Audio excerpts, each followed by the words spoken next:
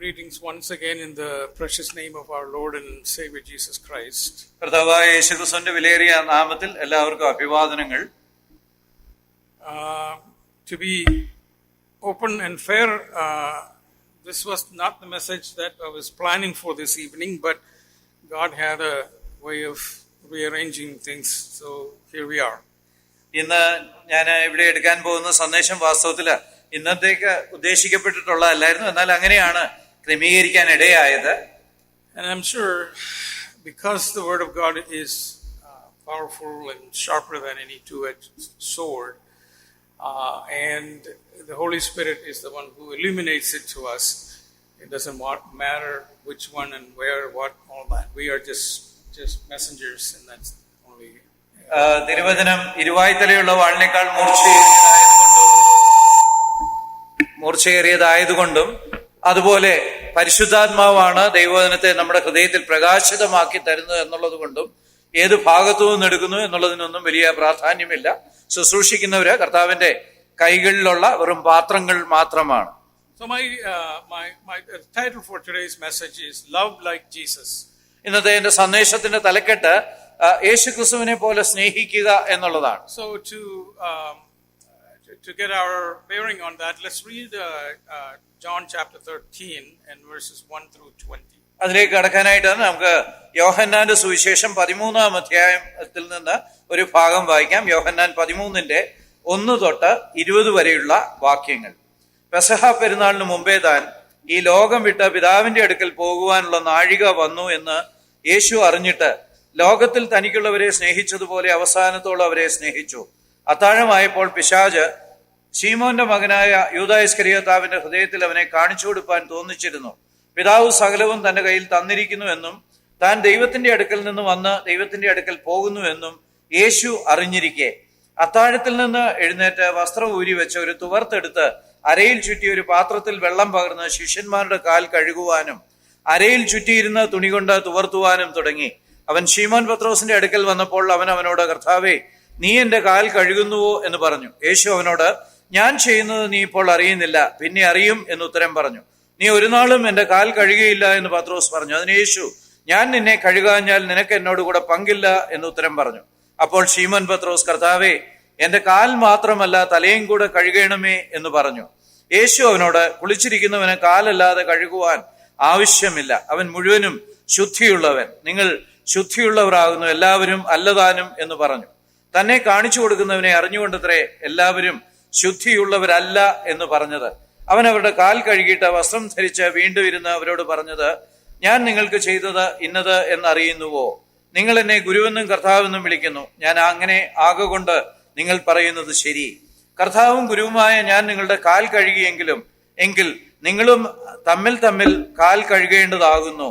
ഞാൻ നിങ്ങൾക്ക് ചെയ്തതുപോലെ നിങ്ങളും ചെയ്യേണ്ടതിന് ഞാൻ നിങ്ങൾക്ക് ദൃഷ്ടാന്തം തന്നിരിക്കുന്നു. ആമേൻ, ആമേൻ, ഞാൻ നിങ്ങളോട് പറയുന്നു, ദാസൻ യജമാനേക്കാൾ വലിയവനല്ല, ദൂതൻ തന്നെ അയച്ചവനേക്കാൾ വലിയവനുമല്ല.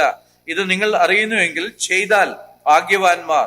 നിങ്ങളെ എല്ലാവരെയും കുറിച്ച് പറയുന്നില്ല, ഞാൻ തിരഞ്ഞെടുത്തവരെ ഞാൻ അറിയുന്നു. എന്നാൽ എന്റെ അപ്പം തിന്നുന്നവൻ എന്റെ നേരെ കുതികാൽ ഉയർത്തിയിരിക്കുന്നു എന്നുള്ള തിരുവെഴുത്തിന് നിവർത്തി വരേണ്ടതാകുന്നു. അത് സംഭവിക്കുമ്പോൾ ഞാൻ തന്നെ മശീഹ എന്ന് നിങ്ങൾ വിശ്വസിക്കേണ്ടതിന് ഞാൻ ഇപ്പോൾ അത് സംഭവിക്കും മുമ്പേ നിങ്ങളോട് പറയുന്നു. ആമേൻ, ആമേൻ, ഞാൻ നിങ്ങളോട് പറയുന്നു, ഞാൻ അയക്കുന്നവനെ കൈക്കൊള്ളുന്നവൻ എന്നെ കൈക്കൊള്ളുന്നു, എന്നെ കൈക്കൊള്ളുന്നവൻ എന്നെ അയക്കുന്നവനെ കൈക്കൊള്ളുന്നു. May the Lord add his rich blessings to the reading of his word. തിരുവചനത്തിന്റെ വായനയില് കർത്താവിന്റെ കൃപ ചൊരിയുമാറാകട്ടെ. So I assume that this passage is very familiar to all of you.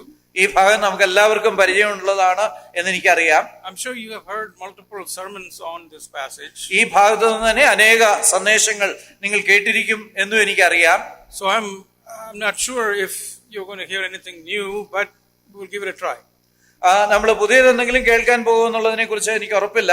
നമുക്ക് ഏതായാലും മുന്നോട്ട് പോകാം. As mentioned, because the word of God is living and sharper than any two-edged sword, each time we hear it, interact with it and apply it, it will serve to prune us, shave off our calluses in our mind, to make us more sensitive to God and bring us back to being true disciples of him. തിരുവചനം നേരത്തെ പറഞ്ഞതുപോലെ ഇരുവായ്ത്തലയുള്ള വാളിനേക്കാൾ മൂർച്ചയുള്ളതായതുകൊണ്ട് അത് കേൾക്കുമ്പോഴൊക്കെ നമ്മൾ അതുമായിട്ട് പ്രതിപാദിക്കുകയും അതിനെക്കുറിച്ച് ചിന്തിക്കുകയും ഒക്കെ ചെയ്യുകയും അത് നമ്മുടെ ജീവിതത്തിൽ തന്നെ നമ്മുടെ കൂർത്തുമൂർത്ത വശങ്ങളെ ചെത്തി വെടിപ്പാക്കത്തക്ക വിധത്തില് നമ്മളെ തന്നെ അതിന് സമർപ്പിക്കുകയും ജീവിതത്തില് പ്രയോഗിക്കുകയും ചെയ്യണം. If it doesn't happen in our life, that means we're not really engaged with the Word of God. അത് നമ്മുടെ ജീവിതത്തിൽ നടക്കുന്നില്ല എങ്കിൽ അതിന്റെ അർത്ഥം നമ്മൾ തിരുവചനവുമായിട്ട് ഇടപെടുന്നില്ല എന്നുള്ളതാണ്. So as I was planning this trip and praying, because I know if you come here, you have to speak, and more meetings will be added once you get here. So as I was praying and having my heart settled on what the Lord would have me speak to you this time, He said there will be opportunities and you need to be ready. ഇത്തവണ ഇങ്ങോട്ടേക്ക് വന്നപ്പോൾ ഇവിടെ വരുമ്പോഴൊക്കെ കൂടുതൽ മീറ്റിങ്ങുകൾ വെക്കുകയും പലപ്പോഴും സംസാരിക്കേണ്ടി വരികയും ചെയ്യുമെന്ന് അറിയാവുന്നത് കൊണ്ട് തയ്യാറെടുപ്പോടുകൂടെ വരണമല്ലോ എന്ന് ചിന്തിച്ച് അതിനായിട്ട് ഒരുങ്ങിക്കൊണ്ടിരിക്കുകയായിരുന്നു. So here is how it happened. How this message came about. ഇങ്ങനെയാണ് ഈ സന്ദേശം ലഭിക്കാനിടയായത്. So a couple of weeks ago, as I was driving to work, as it is my common practice, I listened to there's a particular FM channel that is just teaching and preaching only. As I was listening, my regular practice takes me about 15 to 20 minutes to get to work, and I listened to these servants of God expounding on the word. 2-3 ആഴ്ചകൾക്ക് മുമ്പേ സാധാരണ ചെയ്യുന്ന പോലെ ഓഫീസിലേക്ക് ഉള്ള 10-20 minute car ഓടിക്കുന്ന സമയത്ത് കാറിലെ റേഡിയോ വെച്ച് റേഡിയോയിലൂടെ വചനം മാത്രം ശുശ്രൂഷിക്കുന്ന ആ റേഡിയോ മാധ്യമത്തിലൂടെ തിരുവചനം കേട്ടുകൊണ്ടിരിക്കുകയായിരുന്നു. On that day, I heard a portion of the teaching from this very passage. ഈ ഭാഗത്തു നിന്നുള്ള ഒരു പഠനമാണ് അന്ന് ശ്രദ്ധിക്കാനിടയായത്. I could not listen to the entire presentation because it only takes me 15 minutes to get to work. So by the time it was progressing, I had already reached work, and therefore I didn't hear the entire message. അന്ന് മുഴുവൻ സന്ദേശം കേൾക്കാൻ പറ്റിയില്ല. കാരണം 15 minute എടുക്കുമ്പോൾ തന്നെ ഓഫീസിൽ എത്തുന്നത് കൊണ്ട്. അതുകൊണ്ട് ഇതിന്റെ പ്രധാന ഭാഗം വാസ്തവത്തിൽ അന്ന് നഷ്ടപ്പെട്ടു. So since I was praying and preparing, because the Lord said that you need to be ready, and this came on, and I couldn't finish listening to it. As I was going up to the office in the elevator, it hit me very convincingly that you need to go back and read that passage.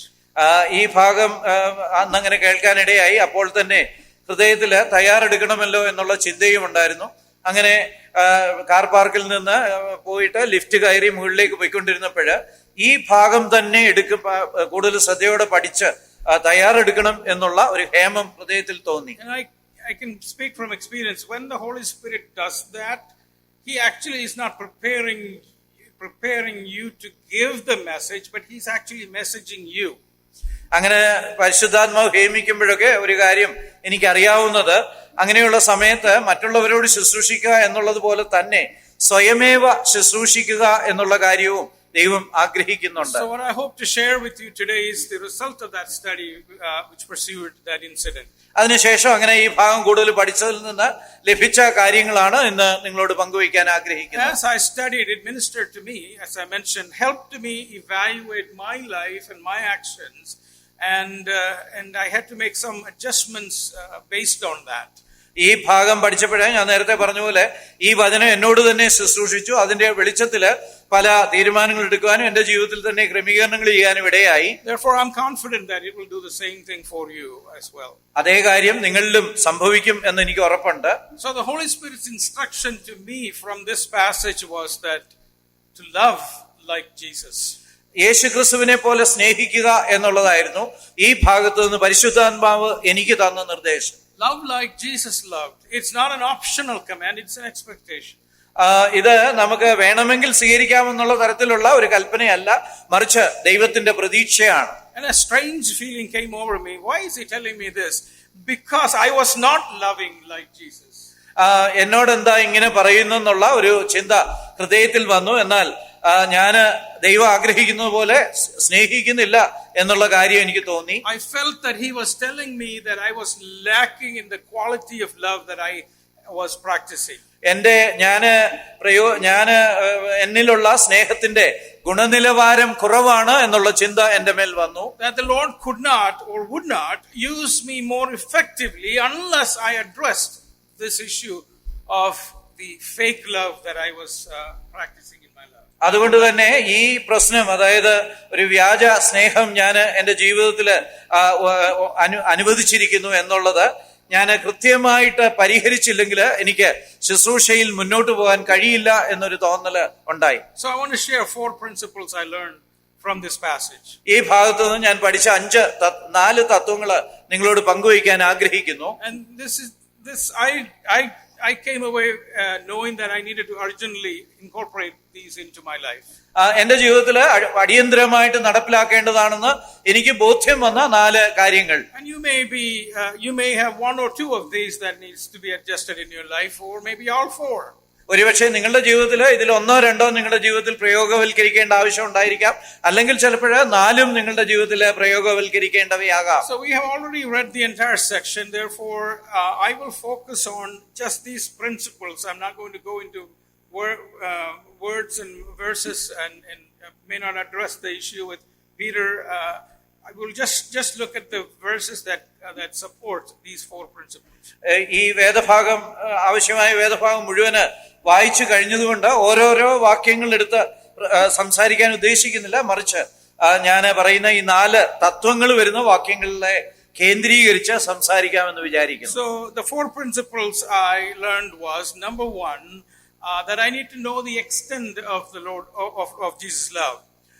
ഒന്നാമത്തെ തത്വം ഞാൻ പഠിച്ചത് യേശുക്രിസ്തുവിന് എന്നോടുള്ള സ്നേഹത്തിന്റെ ആ വിസ്തൃതി ഞാൻ മനസ്സിലാക്കണം എന്നുള്ളതാണ്. And not only to me, the extent of his love for all of us. നമ്മളോട് എല്ലാവരോടുമുള്ള യേശുക്രിസ്തുവിന്റെ സ്നേഹം. And then secondly, the second principle I learned is that the expression or the example of Jesus' love. രണ്ടാമത്തെ തത്വമായിട്ട് എന്നോട് ദൈവം സംസാരിച്ചത് യേശുക്രിസ്തുവിന്റെ സ്നേഹത്തിന്റെ പ്രദർശനം എങ്ങനെയായിരുന്നു, അതിന്റെ വെളിപ്പെടുത്തൽ എങ്ങനെയായിരുന്നു എന്നുള്ളതാണ്. And thirdly, I want us to look at the expansion of Jesus' love. മൂന്നാമത്തെ തത്വം എന്റെ ചിന്തയിലേക്ക് വന്നത് കർത്താവിനോടുള്ള എന്റെ സ്നേഹത്തിന്റെ വികാസം എങ്ങനെയായിരിക്കണം, അതിന്റെ വളർച്ച എങ്ങനെയായിരിക്കണം എന്നുള്ളതാണ്. And fourthly, the evidence of Jesus' love. നാലാമതായിട്ടും അവസാനമായിട്ടും യേശുക്രിസ്തുവിന്റെ സ്നേഹത്തിന്റെ തെളിവ് എന്നുള്ളതാണ്. So let's go back to our first principle. നമുക്ക് ഒന്നാമത്തെ തത്വത്തിലേക്ക് പോകാം. So this is from verse 1. Now before the feast of the Passover, when Jesus knew that his hour had come to depart out of this world to the Father, having loved his own who were in the world, he loved them to the end. യോഹന്നാന്റെ സുവിശേഷം 13 ഒന്നാമത്തെ വാക്യം ഒന്നാമത്തെ തത്വത്തോടുള്ള ബന്ധത്തിൽ വായിക്കാം. പെരുന്നാളിന് മുമ്പേ താൻ ഈ ലോകം വിട്ട് പിതാവിന്റെ അടുക്കൽ പോകുവാനുള്ള നാഴിക വന്നു എന്ന് യേശു അറിഞ്ഞിട്ട് ലോകത്തിൽ തനിക്കുള്ളവരെ സ്നേഹിച്ചതുപോലെ അവസാനത്തോളം അവരെ സ്നേഹിച്ചു. To keep us focused, this is the extent of Jesus' love. നമ്മൾ കൂടുതൽ കേന്ദ്രീകരിച്ച് ചിന്തിക്കുകയാണെങ്കിൽ ഇതാണ് യേശുക്രിസ്തുവിന്റെ സ്നേഹത്തിന്റെ വിസ്തൃതി. So contextually, the Jews were at the heels of their annual commemorative celebration of God passing over their households in Egypt and sparing their firstborn. ഇസ്രയേലിയര് ചരിത്രപരമായിട്ട് മിസ്രൈമിൽ വെച്ച് സംഹാരദൂതൻ അവരുടെ ഭവനങ്ങളെ കടന്നുപോയതിന്റെ ഓർമ്മ പുതുക്കുന്ന പെരുന്നാളിന്റെ സമീപത്താണ് വന്നെത്തിയിരിക്കുന്നത്. As you recall, the crucifixion of Christ and the celebration of Passover all kind of lined up when that event happened. ഈ കാര്യങ്ങൾ പറയുന്ന ഈ സംഭവത്തിനോട് ഉള്ള തൊട്ട് പിന്നാലെയാണ് പെസഹ പെരുന്നാളും അതുപോലെ യേശുക്രിസ്തുവിന്റെ ക്രൂശീകരണമൊക്കെ നടക്കാൻ പോകുന്നത്. Matthew, Mark and Luke says that it happened right before crucifixion. Right at the same week, the Thursday of that week. And John here says that it simply says that it was before the celebration of Passover. Mathai, മർക്കോസ്, ലൂക്കോസ് ഒക്കെ എടുത്തു നോക്കിയാല് കർത്താവായ യേശുക്രിസ്തു ക്രൂശിക്കപ്പെട്ട അതേ ആഴ്ച ആദ്യം സംഭവിച്ച ഒരു കാര്യമായിട്ടാണ് ഇവിടെ നമ്മൾ ഇത് രേഖപ്പെടുത്തിയിരിക്കുന്നതായിട്ട് കാണുന്നത്. എന്നാൽ യോഹന്നാൻ ഇത് പെസഹ പെരുന്നാളിന്റെ മുമ്പ് എന്ന് പറഞ്ഞു പോവുകയാണ്. Multiple reasons to it, we won't get into it. Arguably, this one event in the history of Jewish people, is a powerful expression of God's love and his protection. വാസ്തവത്തില് ഈ ഒരു സംഭവം എന്ന് പറയുന്നത് യേശുക്രിസ്തുവിന്റെ സ്നേഹത്തിന്റെയും അതുപോലെ കരുതലിന്റെയും ഏറ്റവും വലിയ നിദർശനമാണ്. Because he was going to be offered as the Paschal lamb on the cross of Calvary for the rest of us, to give us that protection and love. നമുക്കെല്ലാവർക്കും ആ സ്നേഹവും കരുതലും നൽകുവാനായിട്ട് ഒരു പെസഹ കുഞ്ഞാടായിട്ട് യേശു ക്രിസ്തു അറുക്കപ്പെടുവാനായിട്ട് പോവുകയാണ്. Had it not been the blood of the lamb on the doorpost, death would have entered the Jewish households. നമുക്കറിയാം, ആ കുഞ്ഞാടിന്റെ രക്തം തളിച്ചില്ലായിരുന്നെങ്കിൽ അവരുടെ ഭവനത്തിലൊക്കെ മരണം എത്തിയേനെ. The blood of the lamb provided protection from God's wrath. Thus, it was a powerful display. God's protection is always a powerful display of God's love. It cannot be separated. വാസ്തവത്തിൽ Israel മക്കളെ സംബന്ധിച്ചിടത്തോളം മരണത്തിൽ നിന്ന്, ദൈവത്തിന്റെ കോപത്തിൽ നിന്നുള്ള സംരക്ഷണമാണ് ആ ചോരത്തളിപ്പിലൂടെ കിട്ടിയത്. അങ്ങനെയുള്ള ദൈവത്തിന്റെ സംരക്ഷണം, ദൈവത്തിന്റെ സ്നേഹത്തിന്റെ പ്രദർശനമാണ്. It is equally applicable to us. We were all doomed to a fiery furnace with our sin, and if it wasn't for the blood that was placed on our hearts, the Lord's blood placed on our hearts, we would have had the same situation the Egyptian households had. അന്ന് ഈജിപ്തിലുള്ള ആ വീടുകൾക്ക് സംഭവിച്ചതുപോലെ തന്നെ നമ്മളെ സംബന്ധിച്ചും എത്രയും വാസ്തവമായിരിക്കുന്നു. കുഞ്ഞാടിന്റെ രക്തം നമ്മുടെ ഹൃദയത്തിൽ പുരട്ടിയത് കൊണ്ടാണ് നിത്യ മരണം എന്നുള്ള ആ കഠിനമായ അവസ്ഥയിൽ നിന്ന് നമ്മൾക്ക് രക്ഷ നേടാനായിട്ട് ഇടയായത്. So if you have been protected by the excellent expression of God's love through his son, then you must love like him. നമ്മൾ ഓരോരുത്തരും യേശുക്രിസ്തുവിന്റെ സ്നേഹത്തിൽ നിന്ന് ഉത്ഭൂതമായ സംരക്ഷണം അനുഭവിക്കുന്നവരാണെങ്കിൽ യേശുക്രിസ്തു സ്നേഹിച്ചതുപോലെ നമ്മളും സ്നേഹിക്കാൻ ബാധ്യസ്ഥരാണ്. Coming to the immediate context during the time of the Lord Jesus Christ, we do not know how many of the Jews were deeply reflecting while the Passover was going on, the true meaning of Passover. ഇതിന്റെ തൊട്ടടുത്തുള്ള ആ സാന്ദർഭികമായിട്ടുള്ള കാര്യങ്ങളിലേക്ക് വരുമ്പോൾ എത്രയൊക്കെ യഹൂദന്മാര് ഈ പെസഹ എന്നുള്ള ആ ആചരണത്തിന്റെ യഥാർത്ഥ അർത്ഥത്തെക്കുറിച്ച് ബോധവാന്മാരായിരുന്നു എന്ന് ചിന്തിക്കേണ്ടിയിരിക്കുന്നു. For most of them, I would argue, for most of them, it was the thing to do annually, and it connected them to a community, and that's it, nothing more than that. എനിക്കൊരു കാര്യം ഉറപ്പുണ്ട്, അവരിൽ ബഹുഭൂരിപക്ഷവും വർഷാവർഷം ചെയ്യേണ്ട ഒരു ചടങ്ങെന്നുള്ളതിലുപരി ഇത് ആത്മാർത്ഥമായിട്ട് ആചരിച്ചു പോകുന്ന ഒരു കാര്യമായിരുന്നില്ല. Much like what we are seeing around us with Christmas, a lot of funny hat-wearing fathers, Christmas papas walking around and singing, and they have no connection to the Lord. It's just completely commercialized, detached from the reality of who Christ is. നമ്മൾ ഇന്ന് കാണുന്ന Christmas ആചരണം പോലെ വലിയ തൊപ്പിയൊക്കെ ധരിച്ച് Christmas അപ്പൂപ്പന്മാരുടെ നേതൃത്വത്തില് അവര് കരോളൊക്കെ നടന്ന് നമ്മൾ കാണുന്നുണ്ട്. പക്ഷേ യേശുക്രിസ്തു എന്ന യാഥാർത്ഥ്യവുമായിട്ട് ഈ ക്രിസ്മസ് ആചരണത്തിന് ഒരു ബന്ധവുമില്ലല്ലോ. However, it is so fascinating to see why Jesus would pick this particular situation at the heels of the Passover to show them what the nature of his true love for them is all about. ഇത് വളരെ ചിന്താർഹമാണ്. കർത്താവായ യേശുക്രിസ്തു ഈ പെസഹ പെരുന്നാളിനോട് ചേർന്ന സമയത്ത് തന്റെ സ്നേഹത്തിന്റെ യഥാർത്ഥമായിട്ടുള്ള അർത്ഥം അവർക്ക് വിവരിച്ചു കൊടുക്കുന്നത്. As we read, he knew what was going to happen. He knew he was going to be the Paschal lamb for the world. He knew that in a matter of hours that he is going to be tried and crucified. He knew that's the reason why he came. So it is important that he selected this type of a setting where he can then say, look, I'm going to show you the practical aspect of my love, and then I'm going to see you the ultimate aspect of my love in just a few hours or days. ഈ ഒരു സന്ദർഭമാണ് കർത്താവ് വളരെ ബോധ്യത്തോടുകൂടി, അതായത് എന്താണ് സംഭവിക്കാൻ പോകുന്നുള്ള ബോധ്യത്തോടുകൂടി, അതായത് താനാണ് അറുക്കപ്പെടാൻ പോകുന്ന പെസഹ കുഞ്ഞാട് എന്നുള്ള ബോധ്യത്തോടുകൂടെ തന്നെ അവർക്ക് താന് ചെയ്യാൻ പോകുന്ന ആ കാര്യത്തിലൂടെ തന്റെ സ്നേഹത്തിനെ കുറിച്ചുള്ള ആ സമയത്ത് തന്നെ ബാധകമായ അർത്ഥവും മാത്രമല്ല ഒരു വലിയ ദീർഘകാലത്തേക്ക് അതിന്റെ ആ പ്രഭാവവും സംബന്ധിച്ചുള്ള കാര്യങ്ങള് വിവരിച്ചു കൊടുക്കുന്നത്. So knowing all of this, it says that having loved his own, he loved them to the end. നമ്മളിവിടെ വായിക്കുന്നത് അവൻ അവരെ സ്നേഹിച്ചതുപോലെ അവസാനത്തോളം അവരെ സ്നേഹിച്ചു എന്നാണ്.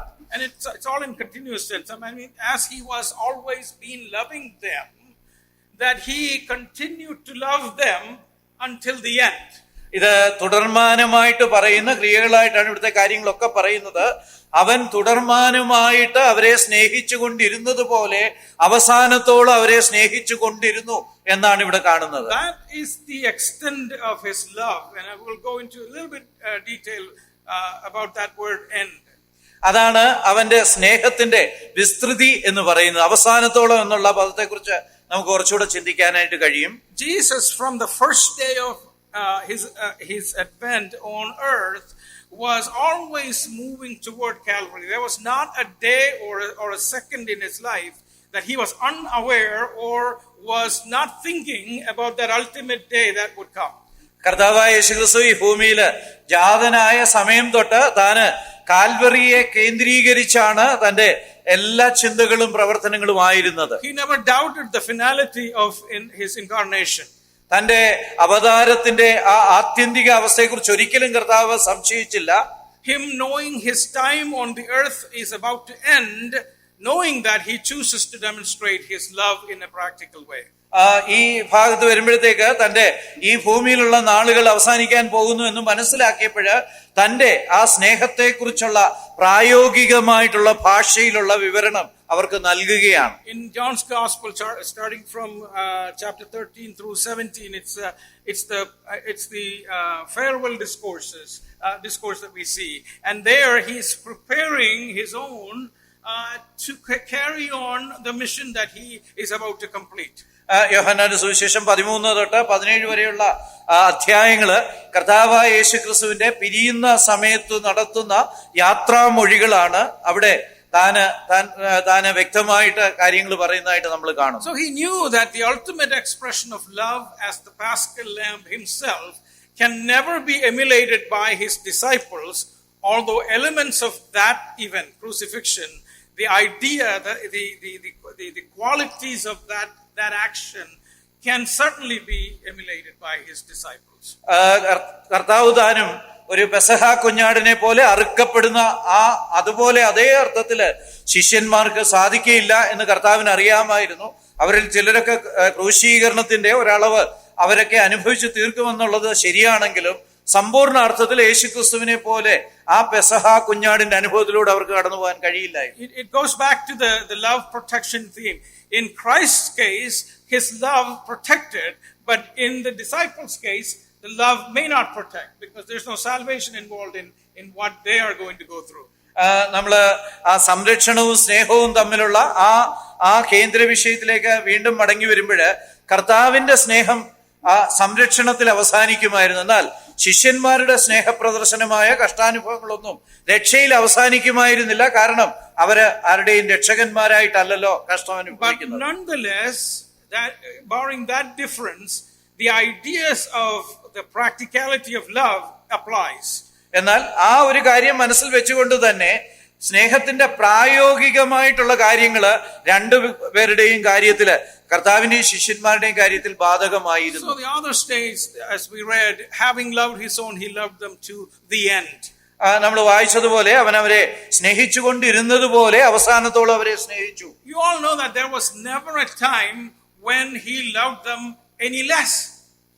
കർത്താവ് അവരെ എപ്പോഴെങ്കിലും ഏതൊരു നിമിഷത്തിലെങ്കിലും കുറച്ചു സ്നേഹിച്ച ഒരവസ്ഥ ഉണ്ടായിരുന്നില്ല. There was never any variation in his love for them. അവന്റെ സ്നേഹത്തില് എന്തെങ്കിലും വ്യതിയാനം ഒരിക്കലും ഉണ്ടായിട്ടില്ല. So what does it mean to love them to the end? End of what? End of who?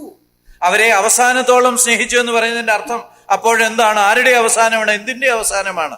The word used has a range of meaning that's extremely important for us. അവിടെ ഉപയോഗിച്ചിരിക്കുന്ന പദത്തിന് വളരെ ബൃഹത്തായ അർത്ഥമുള്ള പദമാണ്.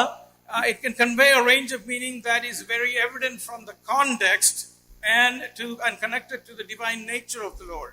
ഈ സന്ദർഭത്തിൽ പറഞ്ഞിരിക്കുന്നതുമായി ബന്ധപ്പെട്ട ഒരർത്ഥം അത് യേശുക്രിസ്തുവിന്റെ ദൈവിക സ്വഭാവത്തോട് ചേർന്നുള്ള അർത്ഥമാണ്. So the plain meaning would be that he loved them until the end of his earthly ministry.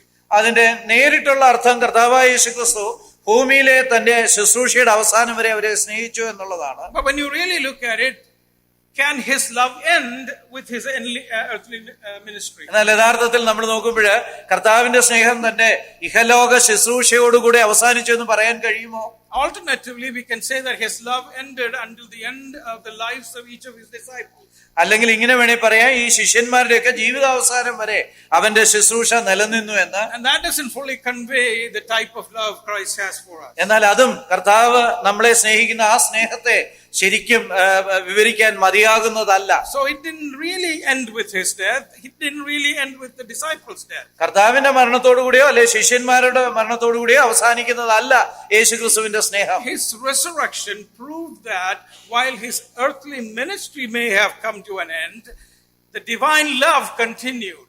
അവന്റെ ഉയർത്തെഴുന്നേൽപ്പ് തെളിയിച്ചത് ഈ ഭൂമിയിൽ അവന്റെ ശുശ്രൂഷ അവന്റെ മരണത്തോടുകൂടെ അവസാനിക്കുന്നുവെങ്കിലും തന്റെ ദൈവിക സ്നേഹം തുടരുന്നു എന്നുള്ളതാണ്. So when there's someone who says he loved them to the end and that person doesn't have any end at all, it's an ongoing infinity, right? ഒരുവനെ കുറിച്ച് അവസാനത്തോളം സ്നേഹിച്ചു എന്ന് പറയുമ്പോൾ ആ പറയുന്ന ആളിന് അവസാനമില്ലെങ്കിൽ അതിന്റെ അർത്ഥം നിത്യതയോളം സ്നേഹിച്ചു എന്നല്ലേ? Therefore, the extent of Jesus' love for his disciples may not have ended with the consummation of his earthly ministry. It actually continues until the word also means perfection. Teleos means end. Teleos means perfection. So it should actually mean that it until perfection is what the word really fits here, connected to the eternality of our Lord Jesus Christ. ഇവിടെ അവസാനത്തോളം എന്നുള്ള പദത്തിന് ഗ്രീക്കിൽ ഉപയോഗിച്ചിരിക്കുന്നത് ടീലിയോസ് എന്നുള്ള പദമാണ്. അതിന് പൂർണ്ണത എത്തുക എന്നുള്ള അർത്ഥവുമുണ്ട്, അന്ത്യം എന്നുള്ള അർത്ഥവുമുണ്ട്.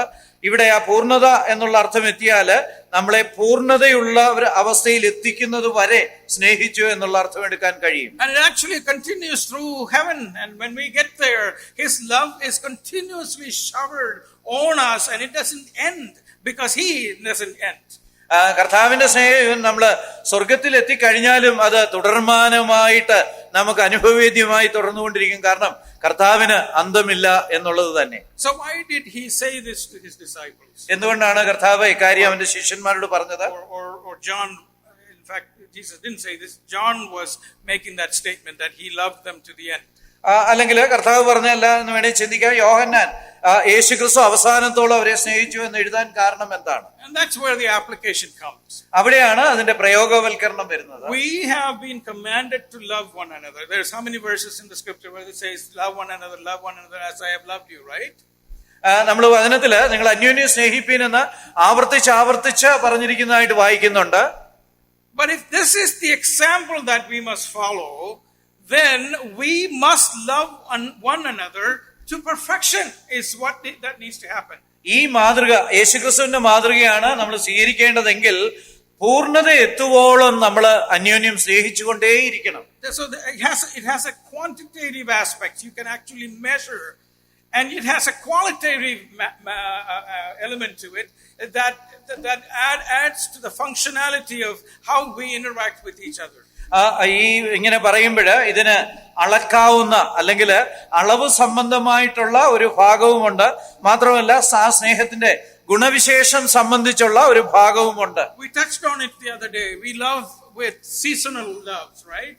നമ്മൾ കഴിഞ്ഞ ദിവസം ചിന്തിച്ചല്ലോ, നമ്മള് സീസണലായിട്ടാണ് ഒരു കാലത്തേക്ക് സ്നേഹിക്കുന്നവരാണ്. But the pattern that the Lord has given us is not seasonal. It is love until perfection.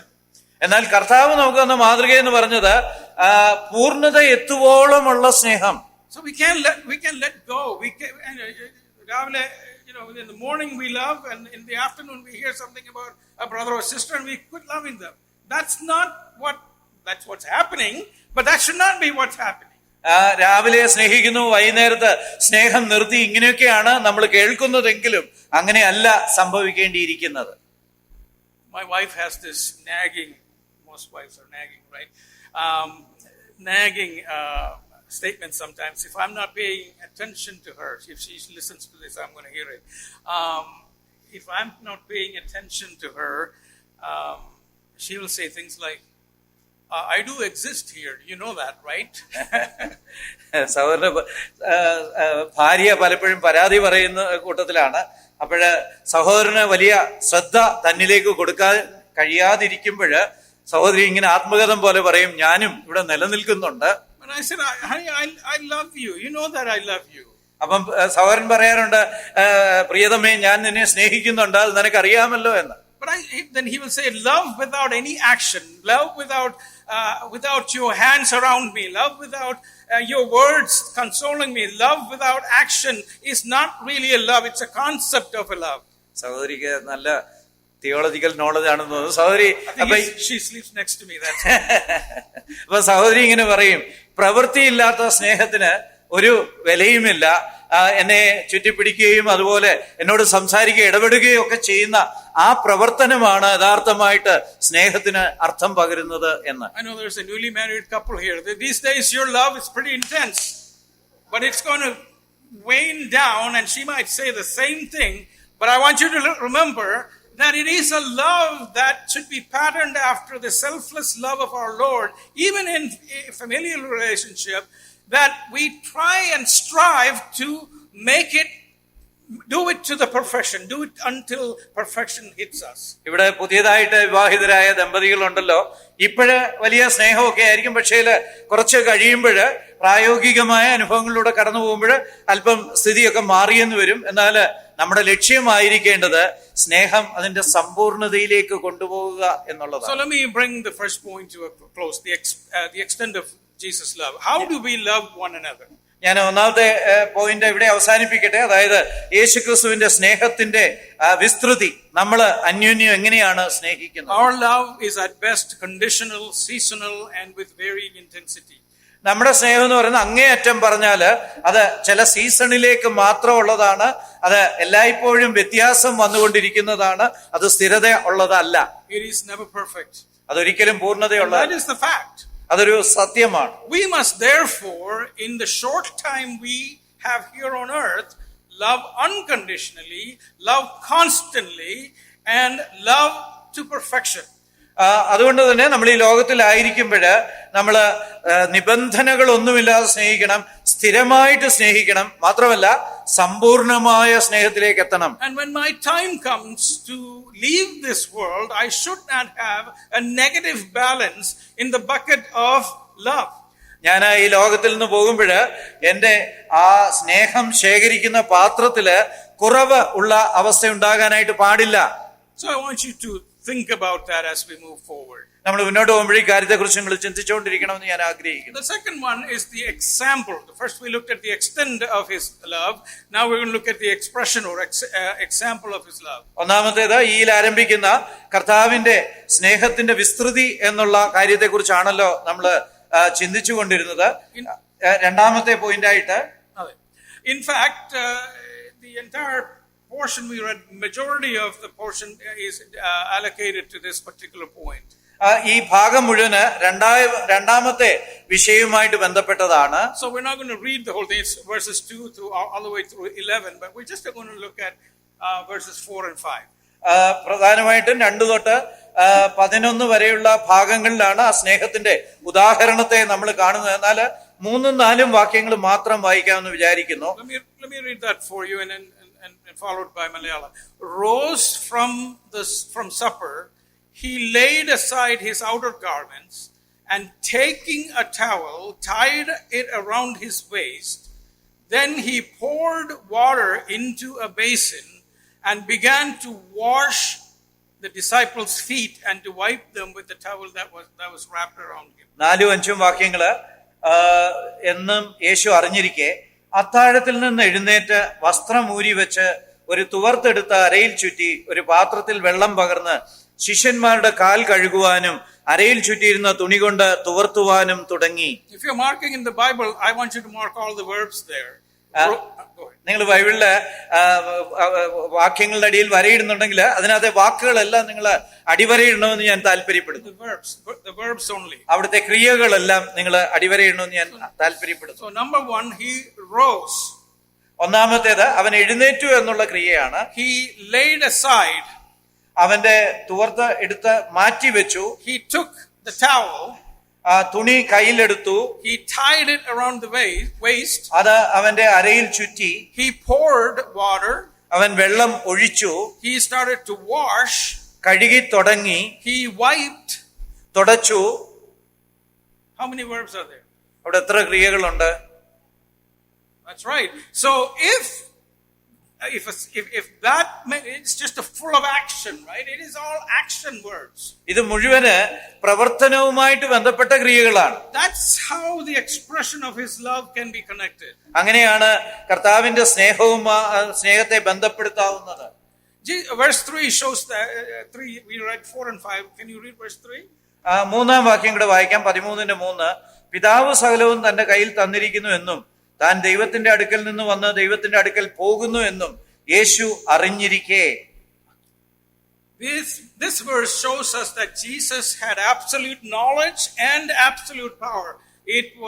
It's the attribute of what? Sovereignty and all-knowing nature, right? കർത്താവിന് ഈ കാര്യത്തെക്കുറിച്ച് മുഴുവൻ അറിയാം.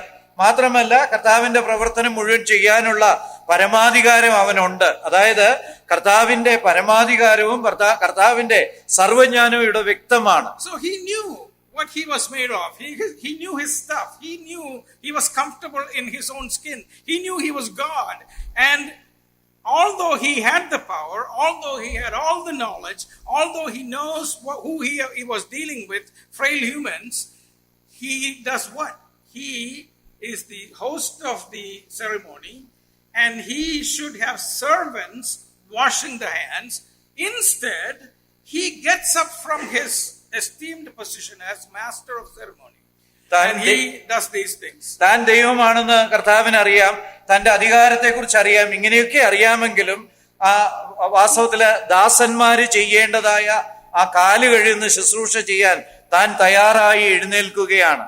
Although knowing the full extent of his power, he opted not to take the throne, but he opted to take the towel. കർത്താവ് ഇതെല്ലാം അറിഞ്ഞ് താൻ അതിശക്തനാണ്, സർവാധികാരിയാണെന്നൊക്കെ അറിഞ്ഞിട്ടും കർത്താവ് സിംഹാസനം എടുക്കാനല്ല ഉദ്ദേശിക്കുന്നത്, മറിച്ച് തുവർന്നെടുക്കാനായിട്ടാണ് ഉദ്ദേശിക്കുന്നത്. That's the first aspect of this kind of love. ഈ തരത്തിലുള്ള സ്നേഹത്തിന്റെ ഒന്നാമത്തെ വശം അതാണ്. Let's dig a little deeper. നമുക്ക് അല്പം കൂടെ ആഴമായിട്ട് പോകാം. So as I mentioned, as a host, he should have had a servant doing the foot washing. അവന് അന്നത്തെ ആതിഥേയൻ എന്നുള്ള നിലയ്ക്ക് ഒരു ദാസനാണ് ഈ കാലുകഴുകൽ ശുശ്രൂഷ ചെയ്യേണ്ടത്. But instead he got up from his position and he's doing the foot washing. അതിനു പകരം അവൻ തന്റെ സ്ഥാനത്ത് നിന്ന് എഴുന്നേറ്റ് കാൽകഴുകൽ ശുശ്രൂഷ താൻ തന്നെ ചെയ്യുകയാണ്. He defied established conventions of the existing systems. അന്ന് നിലവിൽ നിന്ന കാര്യങ്ങളെയൊക്കെ അവന് ലംഘിക്കുകയാണ്. So if you want to love like Christ, you have to defy existing conventions. നമ്മുടെ ചർച്ചിൽ ഇങ്ങനെ ചെയ്യുന്നത്, നമ്മുടെ ആൾക്കാർ ഇങ്ങനെ, beyond that you need to get out of that. And that's the pattern he is showing us. കർത്താവിനെ പോലെ നമ്മൾ സ്നേഹിക്കണമെങ്കിൽ നാട്ടുനടപ്പൊക്കെ അതിലംഘിച്ച് അതൊക്കെ കടന്നുപോയി നമ്മൾ സ്നേഹത്തിന്റെ പ്രവൃത്തി ചെയ്യണം. Secondly, when you read that he rose up, what does it tell you? കർത്താവ് എഴുന്നേറ്റു എന്ന് വായിക്കുമ്പോൾ അത് നിങ്ങളോട് എന്താ പറയുന്നത്? He knew exactly what he was about to do. അവൻ എന്താ ചെയ്യാൻ പോകുന്നത് തനിക്ക് അറിയാമായിരുന്നു. So he was very intentional in his action. അവൻ വളരെ ഉദ്ദേശപൂർവമാണ് ആ പ്രവൃത്തി ചെയ്യുന്നത്. Loving the disciples was not forced upon him. He was intentional, very deliberate in his action. ശിഷ്യന്മാരെ താൻ സ്നേഹിച്ചത് ആരെങ്കിലും നിർബന്ധിച്ചത് കൊണ്ട് സ്നേഹിച്ചല്ല, മറിച്ച് മനഃപൂർവമായിട്ട് സ്നേഹിച്ചതാണ്. So if you and I need to love like Jesus, we have to be deliberate about that as well. നമ്മളും യേശുക്രിസ്തുവിനെ പോലെ സ്നേഹിക്കുവാൻ ആഗ്രഹിക്കുന്നുണ്ടെങ്കിൽ ആ സ്നേഹം മനഃപൂർവമായിട്ട് തന്നെ നമ്മിൽ ഉണ്ടാകേണ്ടതാണ്. Then we read that he took the towel. അതിനുശേഷം നമ്മൾ വായിക്കുന്നത് അവന് ആ തുവർത്തെടുത്തതായിട്ടാണ്. Did he make the towel come from heaven or anything? It was already there. He prepared. He knew he was going to do this. He put the stuff necessary to do this. Even as the room was getting ready, he knew exactly what he was going to do. He prepared to love. കർത്താവായ യേശുക്രിസ്തു അന്ന് ഉപയോഗിക്കാൻ ആവശ്യമായ തോർത്ത് അന്ന് അപ്പോഴ് അത്ഭുതകരമായിട്ട് ആകാശത്തു നിന്നും ആവാഹിച്ചെടുക്കുകയല്ല, പകരം ഈ മുറി തയ്യാറാക്കിയതുപോലെ തന്നെ ആ പിന്നീട് ചെയ്യാനുള്ള കർത്തവ്യത്തിന് ആവശ്യമായിട്ടുള്ള തുവർത്തും താൻ കരുതിയിരുന്നു. I would imagine that he was telling who were over the setting of the place. This is the supper that he was going to share with the disciples. He would say, hey, John, make sure that there's a towel. I need it for a reason. Please place it there. ഈ മുറി ഒരുക്കാനായിട്ട് ആരാണ് ഏൽപ്പിക്കപ്പെട്ടിരുന്നവര്? അവരോട് കർത്താവ്, യോഹന്നാനെ, നീ ഈ കാര്യങ്ങളൊക്കെ ചെയ്യുമ്പോൾ അവിടെ ഒരു തോർത്തും കൂടെ പ്രത്യേകം വെച്ചേക്കണം, അതിന് എനിക്കൊരു പ്രത്യേക ആവശ്യമുണ്ട് എന്ന് പറഞ്ഞു കാണണം. When we love, it's often an afterthought, isn't it? പലപ്പോഴും നമ്മൾ സ്നേഹിക്കുന്നത് ഒരു പിന്നീട് വന്ന ആ സമയത്തുണ്ടായ ഒരു ആവശ്യത്തിൽ നിന്നുളവായ ഒരു സ്നേഹമാണ്. We're not preparing ourselves to love. നമ്മളെ തന്നെ എടുത്ത് സ്നേഹിക്കുന്ന കാര്യങ്ങള് അപൂർവമാണ്. That's where the conditionality comes into play. അവിടെയാണ് നിബന്ധനകള് ഈ കാര്യത്തിൽ വരുന്നത്. Now, he washed and wiped the feet of his disciples. കർത്താവ് ശിഷ്യന്മാരുടെ കാല് കഴുകുകയും തുവർത്തുകയും ചെയ്തു. He didn't stop with just the washing. അവൻ കഴുകലുകൊണ്ട് നിർത്തിയില്ല, but he completed the task by wiping it dry. അവന് ആ പ്രവർത്തനം പൂർത്തിയിലേക്ക് എത്തിച്ചു. അത് അവരുടെ കാലുകൾ തുടച്ചുകൊണ്ടായിരുന്നു. He didn't relegate the remainder of the process to someone else. തന്റെ ചെയ്ത ജോലിയുടെ പകുതി വേറെ ആരെയെങ്കിലും ഏൽപ്പിച്ചില്ല. When we love, we do a little bit of this and that, and then we assume that others will finish it. നമ്മൾ സ്നേഹിക്കുമ്പോൾ പലപ്പോഴും ഒരറ്റവും മൂലയൊക്കെ ചെയ്തിട്ട് ബാക്കിയുള്ളവർ അതങ്ങ് നിർവഹിച്ചോളൂ എന്ന് ചിന്തിക്കും. But he shows us that we need to do it completely. എന്നാൽ കർത്താവ് നമ്മളെ കാണിച്ചു സമ്പൂർണമായിട്ടും അത് ചെയ്തു തീർക്കേണ്ടതുണ്ട് എന്ന്. Then in the following verses, we didn't read that, he patiently explained the rationale behind his action to those who were blinded with the traditional belief and hierarchy. Peter just couldn't understand it. I'm not going to let you wash my feet. He was so blinded by the traditional understanding that the master could not or should not be washing and wiping the feet. So he resisted, but the Lord patiently explained the rationale behind why he was doing it. ഈ പോയിന്റുമായിട്ട് ബന്ധപ്പെട്ട 11 വരെയുള്ള വാക്യങ്ങൾ നമ്മൾ വായിച്ചില്ലല്ലോ. അവിടെ വായിച്ചാല് നമ്മൾ വായിക്കുകയാണെങ്കിൽ കർത്താവ് വളരെ ശ്രദ്ധാപൂർവം താൻ എന്തുകൊണ്ടാണ് ഇത് ചെയ്തത് എന്ന് അവർക്ക് പറഞ്ഞു കൊടുത്തതായിട്ട് കാണുന്നു. ഒരു പക്ഷെങ്കില് അവര് സാമ്പ്രദായികമായിട്ടുള്ള കാര്യങ്ങളുടെയൊക്കെ അടിസ്ഥാനത്തില് എന്തുകൊണ്ട് ഗുരു കാല് കഴുകണം, എന്റെ കാല് കഴുകണ്ട, ഇങ്ങനെയൊക്കെയുള്ള ചിന്തയിലായിരുന്നിരിക്കണം. എന്നാല് കർത്താവ് വളരെ ക്ഷമാപൂർവ്വം അവർക്ക് വിവരിച്ചു കൊടുക്കുക. 7-ാം വാക്യം വായിക്കാം. യേശു അവനോട്, ഞാൻ ചെയ്യുന്നത് നീ ഇപ്പോൾ അറിയുന്നില്ല, പിന്നെ അറിയും എന്നുത്തരം പറഞ്ഞു. He explained that the practice of humility, what the Lord did, practice of humility, has a cleansing effect that prepares the recipient for future service. കർത്താവ് അവരോട് പറയാനായിട്ട് ആഗ്രഹിച്ച കാര്യം ഇതാണ്. താഴ്മ ധരിക്കുന്നത് അവര് ഭാവിയിൽ ചെയ്യാനുള്ള ശുശ്രൂഷയ്ക്കായിട്ട് അവരെ ഒരുക്കും എന്നുള്ളതാണ്. It would take multiple events in Peter's life before he completely turns around and understands this. ഇത് മനസ്സിലാക്കുന്നതിന് മുമ്പേ പല കാര്യങ്ങള് പത്രോസിന്റെ ജീവിതത്തിൽ നടക്കേണ്ടിയിരുന്നു. We know the denial and we know his ethnocentric Jewish only focus. All of that had to be shattered before he would practice this kind of love. പത്രോസ് കർത്താവിനെ തള്ളി പറയുന്നത്, അതുപോലെ തന്നെ യഹൂദന്മാരുടെ അടുത്ത് മാത്രം പോയാൽ മതി എന്നുള്ള പത്രോസിന്റെ ആ ചിന്ത, ഇതൊക്കെ നമ്മൾ കാണുന്നുണ്ട്. എന്നാൽ അതൊക്കെ മാറ്റിയെടുക്കുന്നതായിട്ട് നമ്മൾ പിന്നീട് കാണുന്നു. And then to top it off, Jesus also washed the feet of the one who would betray him. മാത്രമല്ല ഇതിന്റെ എല്ലാം മുകളിലായിട്ട് തന്നെ കാണിച്ചു കൊടുക്കാൻ പോകുന്നവന്റെ കാലും കർത്താവ് കഴുകി. So the service of humility is not based on the predisposition or actions of the beneficiaries. നമ്മുടെ സ്നേഹത്തിന്റെ ഗുണം അനുഭവിക്കുന്നവരുടെ ആ നന്മയോ തിരിച്ചുള്ള പ്രവർത്തനമോ അടിസ്ഥാനമാക്കിയല്ല സ്നേഹത്തിന്റെ ശുശ്രൂഷ. I think we can reasonably do everything up until that point. നമുക്ക് പലപ്പോഴും അതുവരെയുള്ള കാര്യങ്ങള് ഒരുവിധം നന്നായിട്ടൊക്കെ ചെയ്യാൻ കഴിയും. But washing the feet of the betrayer, I don't know about that. എന്നാൽ തന്നെ കാണിച്ചു കൊടുക്കാൻ പോകുന്നവന്റെ കാല് കഴുകുന്നത് അതും ചെയ്യാൻ കഴിയുമോ? സംശയമുണ്ട്. But if you want to love like Jesus, you have to get over that inhibition and be ready to wash the feet of the betrayer. എന്നാൽ നമ്മൾ യേശുക്രിസ്തുവിനെ പോലെ സ്നേഹിക്കാൻ ആഗ്രഹിക്കുന്നുണ്ടെങ്കിൽ നമ്മളെ ഒറ്റുകൊടുക്കുന്നവരുടെ കാല് കഴുകുന്ന ആ അവസ്ഥയിലേക്ക് തന്നെ പോകേണ്ടതുണ്ട്. This is a powerful example of power and position not becoming a hindrance to serve others. നമ്മുടെ അധികാരവും അതുപോലെ സ്ഥാനവും ഒന്നും മറ്റുള്ളവരെ ശുശ്രൂഷിക്കുന്നതിന് ഒരു തടസ്സമല്ല എന്നുള്ളതിന്റെ മനോഹരമായ ഒരു ഉദാഹരണമാണിത്. We have hierarchy. We don't say we don't have hierarchy, but we have hierarchy among ourselves, and those who think they are at the higher level of hierarchy, this is all little things that they don't want to do. ശ്രേഷ്ഠദാസന്മാരൊക്കെ ഇതുപോലെ serve ചെയ്യുമോ, വിശിഷ്ടദാസന്മാർ serve ചെയ്യുമോ? They won't do it because power and authority blinds us to do and to love like Jesus loved.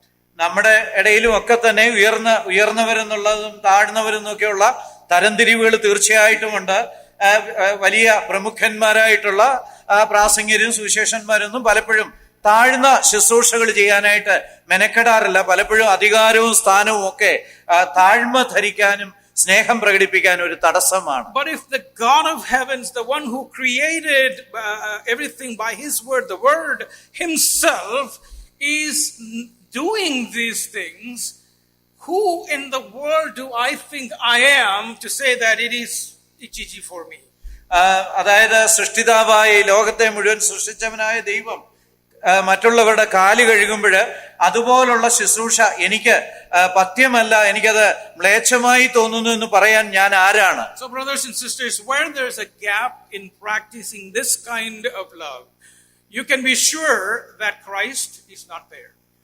എവിടെയെങ്കിലും ഇത്തരം ശുശ്രൂഷകൾ ചെയ്യാനായിട്ട് കഴിയുന്നില്ലെങ്കിൽ അവിടെ ക്രിസ്തു ഇല്ല എന്ന് നമുക്ക് ഉറപ്പിക്കാൻ കഴിയും.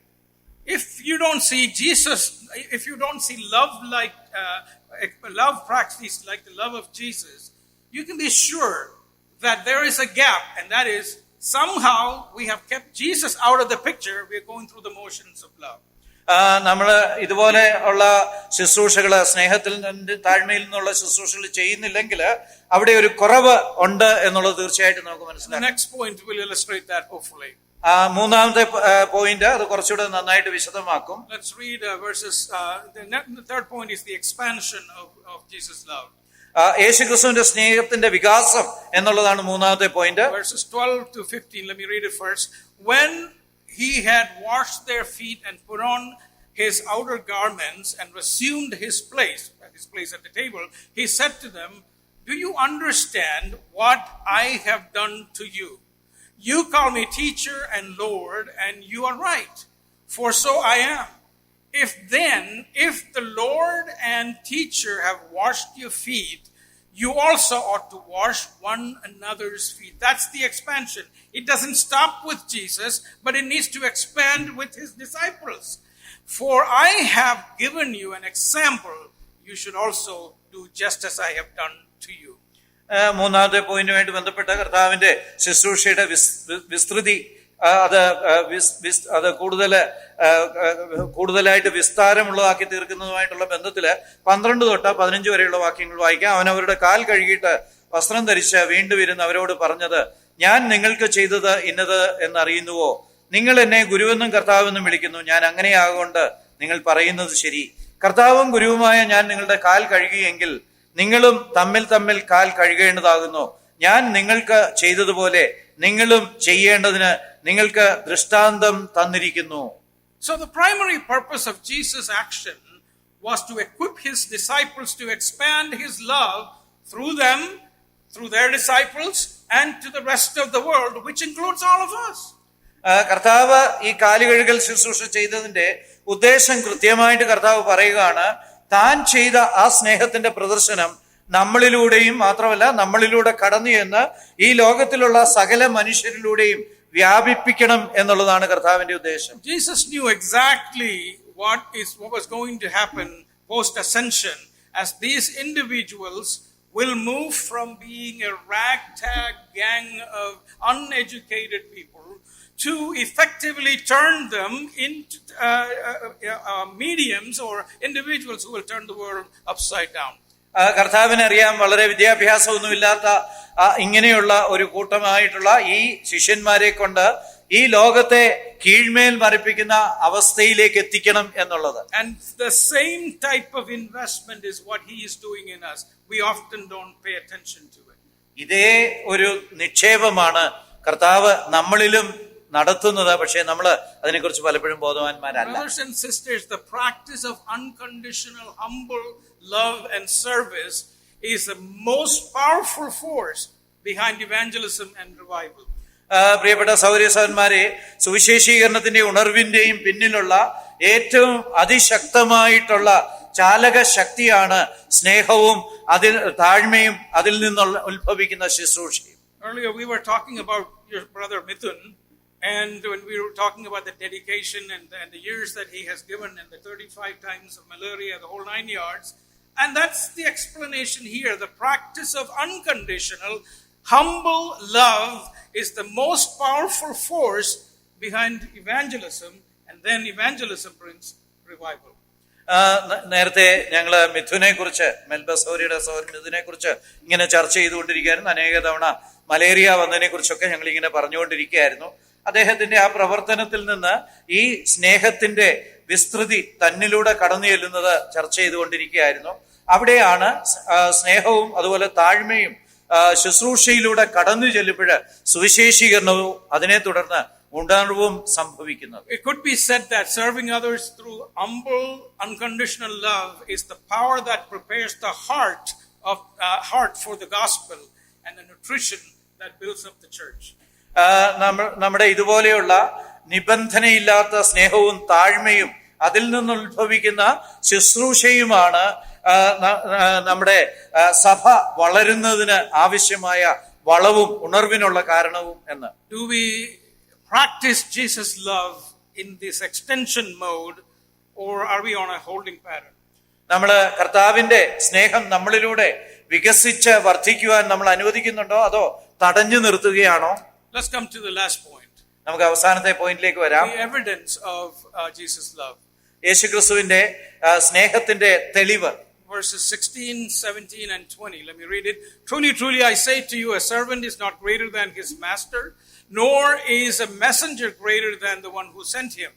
If you know these things, blessed are you if you do them. That's the evidence. Practicing it and doing it is the evidence. Truly, truly, I say to you, whoever receives the one I send receives me. Whoever receives me receives the one who sent me. നമുക്ക് 16, 17 and 20. 16, 17, 28, 20 വാക്യങ്ങൾ വായിക്കാം. 16 വാക്യം. ആമേൻ ആമേൻ, ഞാൻ നിങ്ങളോട് പറയുന്നു, ദാസൻ യജമാനേക്കാൾ വലിയവനല്ല, ദൂതൻ തന്നെ അയച്ചവനേക്കാൾ വലിയവനുമല്ല. നിങ്ങൾ ഇത് അറിയുന്നുവെങ്കിൽ ചെയ്താൽ ഭാഗ്യവാന്മാർ. 20ാമത്തെ വാക്യം. ആമേൻ ആമേൻ, ഞാൻ നിങ്ങളോട് പറയുന്നു, ഞാൻ അയക്കുന്നവനെ കൈക്കൊള്ളുന്നവൻ എന്നെ കൈക്കൊള്ളുന്നു, എന്നെ കൈക്കൊള്ളുന്നവൻ എന്നെ അയച്ചവനെ കൈക്കൊള്ളുന്നു. The visible, tangible evidence of Jesus' love is our acceptance and following what the Lord has shown us, and as we do them, as we practice them every day of our life. കർത്താവായ യേശുക്രിസ്തുവിന്റെ ആ സ്നേഹം നമ്മുടെ ജീവിതത്തിൽ ഓരോ ദിവസവും അത് വികസിതമായി തീർന്ന് അത് നമ്മുടെ ജീവിതത്തിൽ നിറഞ്ഞ് നിൽക്കുന്നതാണ് ആവശ്യമായി. So thus the evidence of Jesus' love in us is the practice of this love non-prejudicially, no matter what our position and power may be, and doing it regularly. മുൻവിധിയില്ലാതെയും നമ്മുടെ സ്ഥാനവും മാനവും ഒക്കെ എന്തൊക്കെ തന്നെ ആയാലും വളരെ തുടർമാനമായിട്ട് യേശുക്രിസ്തുവിന്റെ സ്നേഹം നമ്മുടെ പ്രവൃത്തിയിൽ കൊണ്ടുവരുന്നതാണ് യേശുക്രിസ്തുവിന്റെ സ്നേഹത്തിന്റെ അടയാളം. I would pose it to say that sectarianism and groupism within the church is a clear evidence that we do not practice Jesus' kind of love. സഭകളില് പല ഗ്രൂപ്പുകളായിട്ട് തിരികുകയും അങ്ങനെയൊക്കെയുള്ള പ്രവൃത്തികളൊക്കെ കാണുകയും ആണെങ്കിൽ അത് ഈ കാര്യം ഇല്ല എന്നുള്ളത് തെളിയിക്കുകയാണ്. All of this is directly applicable to us because we are his disciples. We are placed here for a short period of time to be his witnesses, and therefore we must practice Jesus' love. നമ്മളും കർത്താവിന്റെ ശിഷ്യന്മാരാണ്. ഈ കാര്യങ്ങളെല്ലാം നമുക്കും ബാധകമാണ്. നമ്മളെ ഒരു കുറഞ്ഞ കാലത്തേക്ക് ഇവിടെ ആക്കിയിരിക്കുകയാണ്. അതുകൊണ്ട് കർത്താവിന്റെ സ്നേഹം നമ്മൾ പ്രയോഗത്തിൽ കൊണ്ടുവരിക തന്നെ വേണം. Let me conclude with these questions. ഈ ചോദ്യങ്ങളോടുകൂടെ അവസാനിപ്പിക്കാം. And I hope you will ask these questions to yourself, which I had to do as I studied this. നിങ്ങളോട് തന്നെ ഈ ചോദ്യം ചോദിക്കുമെന്നാണ് ഞാൻ പ്രതീക്ഷിക്കുന്നത്. പഠിച്ചതുകൊണ്ട് ഞാൻ തന്നെ അത് ഇപ്പോൾ പറയുന്നു എന്നേ ഉള്ളൂ. Do we love like Jesus? നമ്മൾ യേശുക്രിസ്തുവിനെ പോലെ സ്നേഹിക്കുന്നുവോ? When was the last time you were deliberate, prepared, patient, purposeful in finishing the action of love like Christ? അവസാനം എപ്പോഴാണ് നിങ്ങൾ വളരെ മനഃപൂർവമായിട്ട് വളരെ ഒരുക്കത്തോടുകൂടെ കർത്താവിന്റെ സ്നേഹം നമ്മുടെ പ്രവർത്തന പദത്തിൽ കൊണ്ടുവന്ന് അത് പൂർത്തീകരണത്തിലേക്ക് എത്തിക്കുവാൻ ശ്രമിച്ചത്? If you cannot recall any recent event, then please understand that you were not deliberate enough so that you cannot remember. If you're deliberately doing something, you will remember, right? And if you can't remember, that means that you were not doing it. നിങ്ങൾ ഈ അടുത്ത കാലത്തെങ്ങും അങ്ങനെ മനഃപൂർവമായിട്ട് സ്നേഹം ശുശ്രൂഷയിലൂടെ പുറത്തു കൊണ്ടുവരാനായിട്ട് നിങ്ങൾക്ക് കഴിഞ്ഞില്ലെങ്കിൽ അത് നിങ്ങളിലില്ല എന്ന് തന്നെയാണ് അത് കാണിക്കുന്നത്. നമ്മൾ മനഃപൂർവമായിട്ടുള്ള ചെയ്യുന്ന കാര്യങ്ങൾ നമ്മൾ ഓർത്തിരിക്കുക തന്നെ ചെയ്യുമല്ലോ. Perhaps you went through the motions because the church organized an event and you needed to serve, and you didn't want to you wanted to look good in front of people. ഒരു പക്ഷെങ്കില് സഭയിൽ ഒരു ചടങ്ങ് നടന്നപ്പോഴോ അല്ലെങ്കിൽ ഏതെങ്കിലും ഒരു പ്രത്യേക കാര്യത്തോടുള്ള ബന്ധത്തിലോ നമ്മള് ചിലപ്പം പ്രവർത്തിച്ചു കാണുമായിരിക്കാം. അതൊരു പക്ഷെങ്കില് ഞാൻ അങ്ങനെ പ്രവർത്തിച്ചില്ലെങ്കിൽ മറ്റുള്ളവർ എന്ത് ചിന്തിക്കും എന്ന് വിചാരിച്ചായിരിക്കാം ചെയ്തത്. Jesus didn't demonstrate his love to get attention. കർത്താവായ യേശുക്രിസ്തു തന്റെ ശുശ്രൂഷ ശ്രദ്ധ പിടിച്ചു പറ്റാനായിട്ട് ഒരിക്കലും ചെയ്തില്ല. And you know that true love takes risks.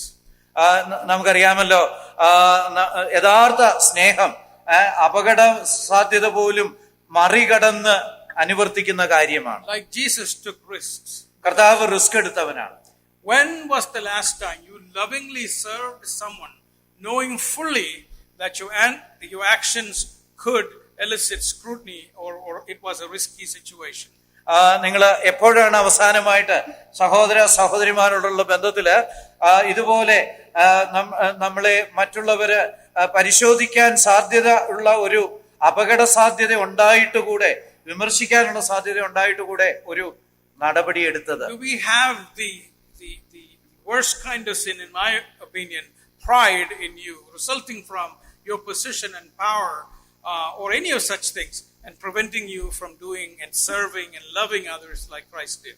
നമ്മുടെ ജീവിതത്തിലെ ഏറ്റവും വലിയ പാപം നമ്മുടെ അഹങ്കാരം എന്നുള്ളതാണ്. അത് ഒരു പക്ഷെങ്കില് പദവിയിൽ നിന്നോ സ്ഥാനത്തിൽ നിന്നോ ഒക്കെ ഉത്ഭൂതമാകുന്നതായിരിക്കാം. അത് മറ്റുള്ളവരെ ശുശ്രൂഷിക്കാൻ നമുക്ക് തടസ്സമായി നിൽക്കുന്നുണ്ടാവും. Have you ever relegated, or are you relegating the actions of Christ's love to others because you had other priorities? ക്രിസ്തുവിന്റേതുപോലുള്ള സ്നേഹം നമ്മൾ മറ്റുള്ളവരെ ഏൽപ്പിച്ചിട്ട് നമ്മുടെ മുൻഗണനകള് ചെയ്യാനായിട്ട് നമ്മൾ മാറിപ്പോകുന്നവരാണോ? May the example of Christ's action make us understand the extent, expression, expansion of Christ's love evidenced in our actions. കർത്താവിന്റെ സ്നേഹം, അതിന്റെ വിസ്തൃതി, അതുപോലെ തന്നെ അതിന്റെ വികാസം, അതിന്റെ തെളിവ്, ഇങ്ങനെയുള്ള കാര്യങ്ങൾ നമ്മുടെ ജീവിതത്തിൽ ഉണ്ടായിരിക്കേണ്ടതാണ്. All those questions I asked, I can't answer that for you. You have to answer it for yourself. ഞാൻ ആ ചോദിച്ച ചോദ്യങ്ങൾക്കൊന്നും നിങ്ങൾക്ക് വേണ്ടി എനിക്ക് ഉത്തരം പറയാനായിട്ട് സാധിക്കത്തില്ല. നിങ്ങളോട് തന്നെ ഉത്തരം പറയേണ്ടതാണ്. If you love Christ, then you must answer those questions. നിങ്ങൾ കർത്താവിനെ സ്നേഹിക്കുന്നുണ്ടെങ്കിൽ ആ ചോദ്യങ്ങൾക്ക് നിങ്ങൾ തന്നെ ഉത്തരം പറയണം. So let's love like Jesus loved. കർത്താവ് സ്നേഹിച്ചതുപോലെ നമുക്കും സ്നേഹിക്കാം. May his name be glorified. അവന്റെ നാമം